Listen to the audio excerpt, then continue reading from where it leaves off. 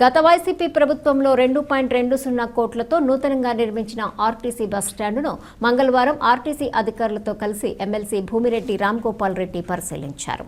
అనంతరం ఆయన మాట్లాడుతూ 10% అసంపూర్తిగా ఉన్న పనులను పూర్తి చేసి త్వరలో ఆర్టీసీ బస్టాండ్ను ప్రారంభిస్తామని అన్నారు. ప్రయాణికులకు ఇబ్బంది లేకుండా తాత్కాలికంగా ఆర్టీసీ బస్సులు బస్టాండ్ లోపలికి వెళ్లే విధంగా రోడ్డు మరమ్మత్తు పనులను ఎమ్మెల్సీ దగ్గరుండి చేయించారు. ఆర్టీసీ ఉన్నతాధికారులతో ఫోన్లో మాట్లాడి బస్టాండ్ను త్వరగా ప్రారంభానికి సిద్ధం చేయాలని ఆదేశించారు. ఈ కార్యక్రమంలో ఆర్టీసీ అధికారులు, టీడీపీ ముఖ్య నాయకులు, కార్యకర్తలు పాల్గొన్నారు. వేంపల్లె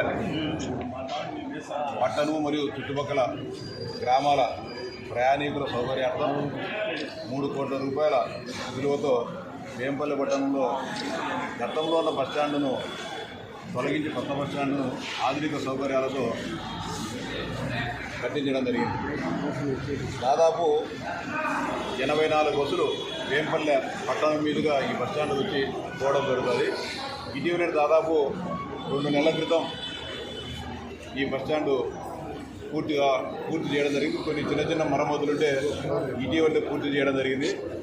దీన్ని అధికారికంగా గౌరవ రాష్ట్ర రవాణా శాఖ మంత్రి రాంప్రసాద్ రెడ్డి గారిని, అదేవిధంగా జిల్లా ఇన్ఛార్జి మంత్రి శ్రీమతి కవితమ్మ గారిని ఈ బస్టాండ్ ప్రారంభోత్సవానికి పిలవడం జరిగింది. కానీ అసెంబ్లీ సమావేశాల వల్ల ఇతర ప్రభుత్వ అధికార కార్యక్రమాల ఒత్తిడి వలన వారు రాలేకపోతున్నారు. అంతేకాకుండా పూర్తిగా వేసవికాలం వచ్చినందున ప్రయాణికులు కూడా ఎండల్లో నిలబడిపోయి అనేక రకాలుగా ఇబ్బందులు పడుతున్నారు.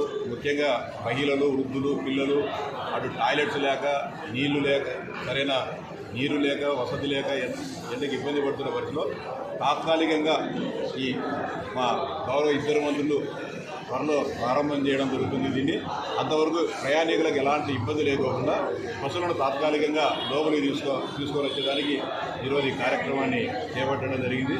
దీంట్లో ఒక 10-15 రోజుల్లో 2 మంత్రులను తొలగడం చేసి శిలాఫలకం అధికారికంగా ప్రారంభించడం జరుగుతుంది. అంతవరకు తాత్కాలికంగా ప్రయాణికులు ఇబ్బంది పడకుండా ఈ సౌకర్యాన్ని సద్వినియోగం చేసుకోవాలని చెప్పి విజ్ఞప్తి చేస్తున్నాం. అంతేకాకుండా ఇక్కడ తాగేదానికి RO వాటర్ ప్లాంట్ లేదని చెప్పి మన ఆర్టీసీ అధికారులు చెప్పడం జరిగింది. త్వరలోనే అటు ప్రభుత్వానికి సంబంధం లేకుండా దాతల సహాయ సహకారంతో అది త్వరలోనే ఇక్కడ ఒక శుద్ధి నీటి ప్లాంట్ను ఏర్పాటు చేసేదానికి చర్యలు తీసుకున్నా. దానికి పూర్తిగా నేను బాధ్యత తీసుకుంటా అని చెప్పి కూడా మీకు